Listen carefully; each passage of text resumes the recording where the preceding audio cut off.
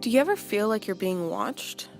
Well, according to this random statistics website I just Googled, 62.9% of the worldwide population is in possession of a cellular device. That's a lot of people. As tech-savvy 20-somethings, it's not a stretch to say that we share a general awareness of the surveillance state that surrounds us. After all, the majority of the Western population is constantly connected to their cell phones and laptops and tablets. With the current decade coming to a close, George Orwell's classic novel, 1984, reads more like a memoir than a work of fiction. Our private data is collected through our personal devices and distributed to governments and corporations and digital gangsters alike, often without our explicit knowledge or consent. This is a practice media studies scholars refer to as surveillance capitalism. This is the focus of an explosive new book that argues big tech platforms like Facebook and Google are elephant poachers, and our personal data is ivory tusks. Would you trust this man with your children? No. Then why would you trust him with your tusks? Aside from our personal devices, there are cameras practically everywhere, from street corners to shopping malls to grocery stores to parking lots. Heck, the greasy guy who sits next to you in stats class is probably wired. You can't trust anybody. The question that must then be asked is, how exactly did we end up here? What changed between my mother's generation and my own that caused such a shift in expectations of privacy?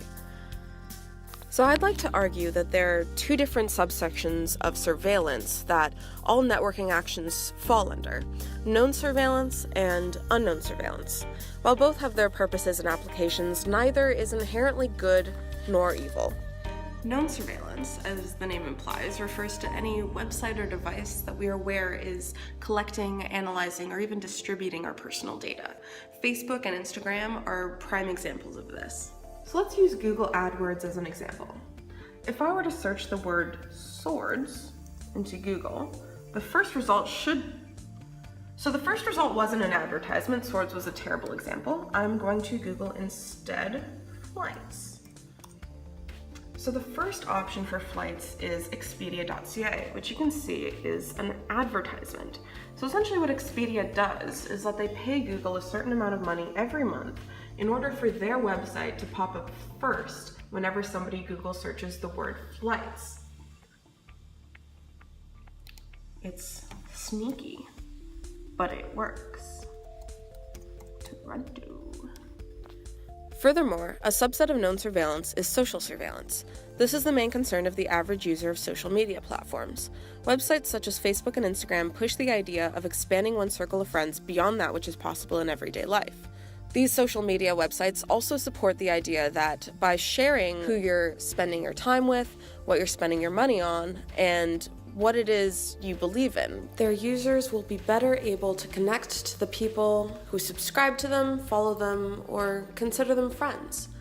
This brings us to unknown surveillance, the ease of which hackers acquire access to cell phone and laptop webcams is increasing. It only makes sense to take precaution. After all, our devices are designed with communication in mind.